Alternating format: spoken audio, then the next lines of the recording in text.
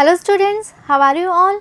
I hope you all are doing great. I am Neha Rajvanshi and I welcome you all in our today's class, that is English class of class 10. So students, in the previous video we have completed reading with our part 1 from the chapter Glimpses of India. We have completed reading with a baker from Goa, okay, and in today's video we will see the comprehension part, we will solve the questions, okay. So let's begin. Question first, what are the elders in Goa nostalgic about? Okay, so in the chapter we have read कि writer ने हमसे कहा था कि जो गोवा के old people हैं, जो एल्डर्स हैं, they are very nostalgic. Okay, so वो जो ओल्ड पीपल हैं वो किस बारे में नॉस्टैल्जिक फील करते हैं? So answer, they means the elders of Goa are nostalgic about the Portuguese and the famous loaves of bread. So जो गोवा के एल्डर्स हैं, they are very nostalgic about the Portuguese people, the Portuguese culture and especially for the famous loaves of bread. Okay, next question, is bread making still popular in Goa? How do you know? Okay, so in this question we have to tell कि जो bread making का काम है, जो profession है, जो baking profession है, is this profession still popular in Goa? That is used to be in the olden time, the time when the Portuguese people were there. जितना popular ये उस समय था, क्या आज भी ये उतना ही popular है? And then we have to justify our answer. If we are saying that yes, it is still popular, then we have to tell why are we saying so. If our answer is that no, it is not that much popular as of now, then again we have to tell why are we saying so. Okay, so let's see the answer. The loaves of bread are still popular in Goa. Okay, so after reading the entire chapter, we can say that yes, they are still popular. The breads, the baker, they are still popular in Goa. The thud and jingle of the traditional baker's bamboo can still be heard in the morning. और जैसे पुराने time में baker आया करते थे और उनकी एक बड़ी म्यूजिकल एंट्री हुआ करती थी थर्ड साउंड से, जिंगल साउंड से. सो वो जो साउंड है, that sound can still be heard in the morning in some parts of Goa. The society is still having the mixers, the molders and the bakers. और जो bread को बनाने की जो डिफरेंट प्रोसेसेस होती हैं, जिसके लिए we need some mixers, we need molders and we need bakers. So ये सभी जो हैं they are still there in Goa.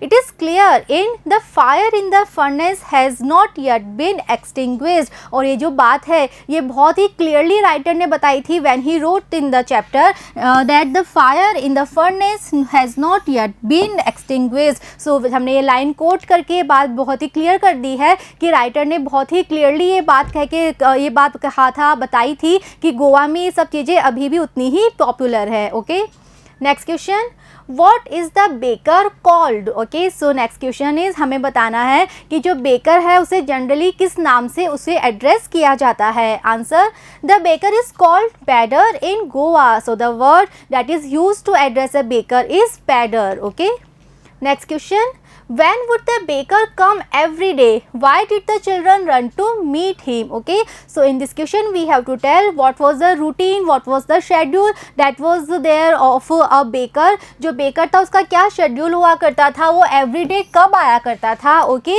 And also we have to tell कि जो चिल्ड्रन थे वो इतना एक्साइटेड क्यों होते थे कि उससे मिलने के लिए कि वो भाग के उसके पास जाते थे, वो एक्साइटमेंट चिल्ड्रन में क्यों होता था. Okay, so answer, the baker would come twice every day, once in the morning to deliver the loaves of bread and second in the evening on his return after selling his stock. Okay, so जो baker हुआ करता था उसका routine ये था that he used to come twice every day. He used to come 2 times in a day, once in the morning when it was time to deliver the loaves of the bread and secondly in the evening.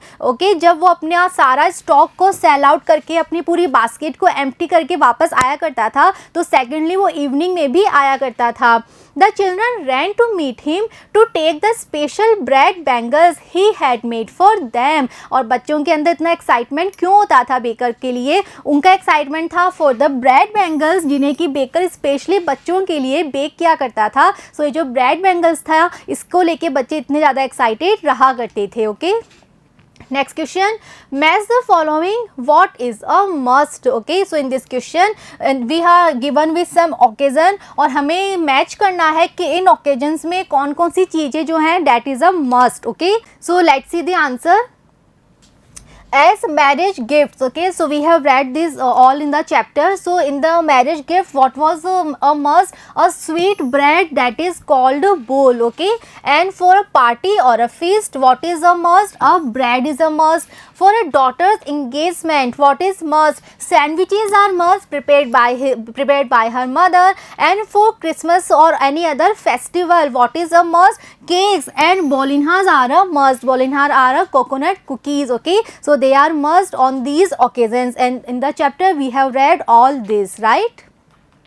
Next question, what did the bakers wear? Okay, so in this question we have to tell about the costume that the baker used to wear, and we have to tell first in the Portuguese days. Okay, so in the olden time what was his costume? So answer, in the Portuguese days the bakers wore the kabai. So we have read in the chapter कि पुराने time में जो baker हुआ करता था, he used to wear a special kind of dress that is known as kabai. It was a single piece long frock that reached down to the knees. और एक ऐसी ड्रेस हुआ करती थी, it was a one piece dress और इसकी length हुआ करती थी down to the knees. Okay. Secondly, we have to tell later on when the author was in his young age. So उस समय बेकर का जो कॉस्ट्यूम था वो कैसे चेंज हो गया था? So answer, when the author was young, the bakers wore a shirt and trousers. These were shorter than full length ones and longer than half pants. Okay, so later baker की dress change हो गई थी. Now they used to wear a shirt, and with the shirt they used to wear a trouser. और trouser की जो length हुआ करती थी, it was longer than half pant and shorter than full length ones. Okay. Next question, who invites the comment he is dressed like a peddler? Why? Okay, so इस question में हमें बताना है कि किसको देख के सब लोग ये कमेंट क्या करते थे that he is dressed like a peddler, और ऐसा क्यों होता था? Okay, answer, the bakers used to wear a peculiar dress. It was a shirt and trousers. It was shorter than full length ones and longer than half pants. Thus, if someone is seen wearing pants of this much length, he invites the comment he is dressed like a peddler. Okay, so जो bakers हुआ करते थे, they used to wear a very particular kind of dress. वो ये shirt पहना करते थे और trousers पहना करते थे. Okay, so अगर ऐसे में कोई उस length का trouser पहन लेता था, that is longer than the knee length. Okay, उस लेंथ का अगर किसी ने ट्राउजर पहन लिया है, सो उसे देख के सब कहा करते थे that he is dressed up like a baker. Okay, क्योंकि वो जो ड्रेस थी that was associated with the bakers, उस लेंथ की जो ट्राउजर होती थी वो बेकर्स पहना करते थे. तो अगर किसी ने उस लेंथ की ट्राउजर पहन ली है तो उसको देख के सब यही कमेंट किया करते थे that he is dressed up like a baker. Okay. Next question, where were the monthly accounts of the baker recorded? So in the chapter we have read कि जो बेकर था वो डेली बेसिस पे अपना bill नहीं लिया करता था, बल्कि वो मंथ एंड पे अपना बिल लिया करता था. सो जो मंथली बिल होता था वो कहाँ रिकॉर्ड किया जाता था? Okay, answer, they recorded the monthly accounts on some wall in pencil. So we have read in the chapter that the monthly accounts were recorded on some wall with the help of pencil. Okay. Next question, what does a jackfruit like appearance mean? So in the chapter we have read this word jackfruit like appearance. So what does it mean? Answer, it means fat and plumby like the jackfruit itself. So ये जो word है किसके लिए use हुआ करता था? किसी fat person के लिए, एक person who is a fat and who is having some plumby physique, उसके लिए ये word यूज़ किया जाता था that he is having a jackfruit like appearance. Okay. Next question, which of these statements are correct? Okay, so in this question we are given with some statements. After reading the statements we have to tell whether they are correct or they are incorrect. Okay, so let's read first. The peddler was an important person in the village in old times. Okay, so the first statement is that in the olden times जो peddler हुआ करता था या फिर जो baker हुआ करता था, he used to play a very important role. Okay, so this is a correct statement. After reading the chapter we can say that yeah, he used to play a very important role. Okay, so this is a correct one. Second is, peddlers still exist in Goan villages. So जो villages हैं गोवा के, वहाँ पे हम अभी भी baker को देख सकते हैं. वहाँ पे जो peddlers हैं, they are still there in Goan's villages. So yes, this is also correct. Next is the padres went away with the Portuguese. Okay, so पहले जब पोर्टुगीज रहा करते थे तब ये कल्चर स्टार्ट हुआ था, बेकिंग का जो ये प्रोफेशन था स्टार्ट हुआ था। सो क्या जब पोर्टुगीज वहाँ से चले गए थे उनके साथ जो बेकर्स हैं, जो पैडर्स हैं, क्या वो भी चले गए थे? No, we have read that they are still there in Goa. अभी भी गोवा में उसी तरह से पैडर्स हैं, जो बेकर्स हैं वो अभी भी वैसे ही ब्रेड जो है वो बेक करते हैं, उसे सेल आउट करते हैं। So this statement is not a true one, okay, not a correct one. Next, the padders continue to wear a single piece long frock. Okay, so this statement shows कि जो Padres थे वो जो एक long frock पहना करते थे जिसको कबाई कहा करते थे, सो क्या वो उसी ड्रेस को ही कंटिन्यू उन्होंने किया, क्या वो उसी कॉस्ट्यूम में ही रहते थे? So we know that no, this is not a correct statement, क्योंकि we have read that later on उनकी जो कॉस्ट्यूम थी वो चेंज हो गई थी। Then they used to wear a shirt and with a trouser. Okay, next is traditional bread baking, it is still a very profitable business. Okay, so जो bread baking है वो अभी भी प्रॉफिटेबल बिजनेस है गोवा में। So yes, it is profitable, क्योंकि जो bread है that is still very popular. अभी भी जो ब्रेड है वो लोगों के बीच वैसे ही पॉपुलर है, इसीलिए जो बेकर है वो भी अभी उनका जो बिजनेस है उनका बिजनेस भी अभी भी उतना ही प्रॉफिटेबल है। Okay, so this is a correct statement. Next is पैडर्स and their families starve in the present times. Okay, so जो पैडर्स है और उनकी जो फैमिली है वो अभी स्टर्व हो जाती हैं, उनको भरपेट खाना तक नहीं मिलता है। सो this is not correct, this is incorrect statement, क्योंकि जो बेकिंग है that is a profitable business, अभी भी वो एक प्रॉफिटेबल बिजनेस है, इसीलिए बेकर और उनकी जो फैमिली है वो कभी भी स्टर्व नहीं होती हैं। Okay, next question, is bread an important part of Goan life? How do you know this? Okay, so in this question we have to tell कि जो bread है क्या वो गोवा का जो कल्चर है, वहाँ के लोगों की जो लाइफ है उस लाइफ में ब्रेड का एक इम्पॉर्टेंट रोल है। ओके, नेक्स्ट हमें बताना है कि हमें ये बात कैसे हम कह सकते हैं कि यस ब्रेड का एक इम्पॉर्टेंट रोल गोवा के कल्चर में है। Okay, so answer, bread is an important part of the Goan culture and it is evident from its presence in every important occasion. Okay, so this is very true that कि जो bread है that actually plays a very important role वहाँ के culture में, वहाँ के tradition में, वहाँ के life में bread का actual में बहुत ही important role है। और ये बात हम कैसे कह सकते हैं? हम कह सकते हैं कि जितने भी important occasion आते हैं हर किसी occasion पे जो bread है that is there, that is present there. Okay, from sweet breads at marriages to sandwiches at engagement parties। और कौन कौन से ओकेज़न हैं? So in the chapter we have read कि जब भी मैरिजेस होती हैं तो उसमें स्वीट ब्रेड का यूज़ होता है, इंगेजमेंट पार्टीज़ में sandwiches are there, cakes and बोलिनहास at Christmas as well as other occasions. और जो क्रिसमस है, अदर फेस्टिवल्स हैं, ऑन दोज फेस्टिवल पे केक का यूज़ होता है, बोलिनहास का यूज़ किया जाता है। Makes the presence of a baker in every village very essential. Okay, so in सब रीज़न की वजह से हम कह सकते हैं कि जब हर ओकेज़न पे, हर फंक्शन पे, हर फेस्टिवल पे ब्रेड का यूज़ किया जा रहा है, so it is very clear कि जो ब्रेड है that is actually having a very important role in the life, in the culture of the Goan villages. Okay,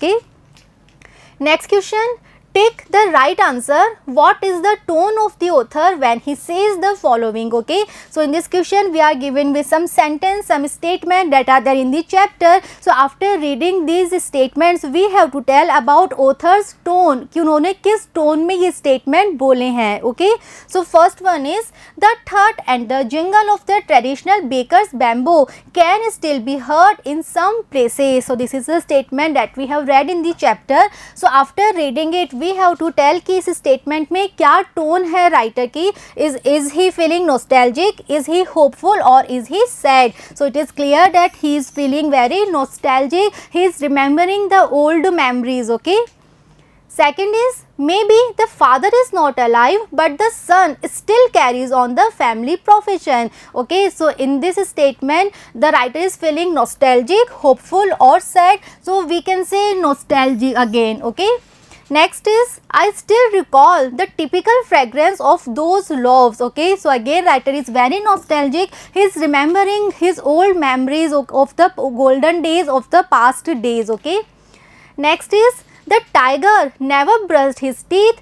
Hottie could wash and clean up everything so nicely after all. So this is very funny. जब उन्होंने कहा कि tiger तो वैसे भी कभी अपने जो टीथ है वो ब्रश नहीं करते हैं. So this is very funny. Okay.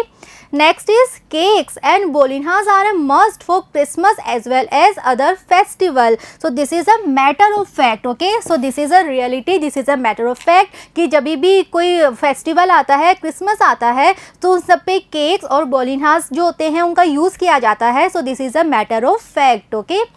Next is the baker and his family never starved. They always looked happy and prosperous. So this is also a matter of fact that baking was such a profitable business. It was such a profitable profession कि जो baker होता था उसकी family होती थी, they never starved. They were always looked happy and prosperous. Okay. So students, here we have completed all the questions that are there. I hope the chapter, this part of the chapter and the comprehension part, everything is clear to you all. In the next video, we will start reading with our next part of this chapter. So see you in the next video. Thank you.